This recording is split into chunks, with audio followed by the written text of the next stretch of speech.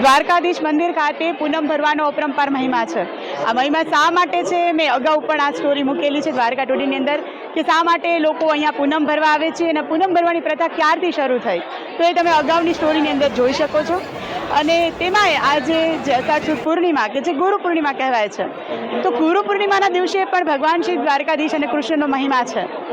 ગીતા ઉપદેશ દેનાર ભગવાન શ્રી કૃષ્ણને જે છે એ જગતના ગુરુ કહેવાયા છે। કૃષ્ણ વંદે જગત ગુરુ અને કૃષ્ણના કરોડો ભક્તો માને છે કે કૃષ્ણ જે છે એ આખા જગતના ગુરુ છે।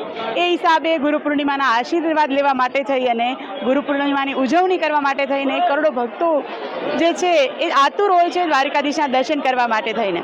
અને એ માટે થઈને આજે મારી પાછળ તમે જોઈ રહ્યા છો કે ભક્તોની મોટી લાંબી લાઈનો છે। લાખોની સંખ્યામાં જે છે એ દ્વારકાધીશ મંદિર ખાતે લોકોએ ગુરુ પૂર્ણિમાની ઉજવણી કરી। મારું નામ રણજીત ઠાકોર, પાટણ જિલ્લાના શંખેશ્વર ગામથી અમે જય દ્વારકાધીશ। અમે દર પૂનમે દ્વારકા આવીએ છીએ અને શ્રી કૃષ્ણના દર્શન કરીએ છીએ, દ્વારકાધીશના રાજા ધીરાજના। એમાંય આજે તો ગુરુ પૂનમ, જગત ગુરુ કહેવાય છે શ્રી કૃષ્ણ। આજ દ્વારકાધીશના દર્શન કરી અમે ખૂબ ધન્યતા અનુભવી। જય દ્વારકાધીશ। બેન એશ પટેલ, મારું નામ નીરુબેન એશ પટેલ, કોબા ગાંધીનગરથી આવીએ છીએ।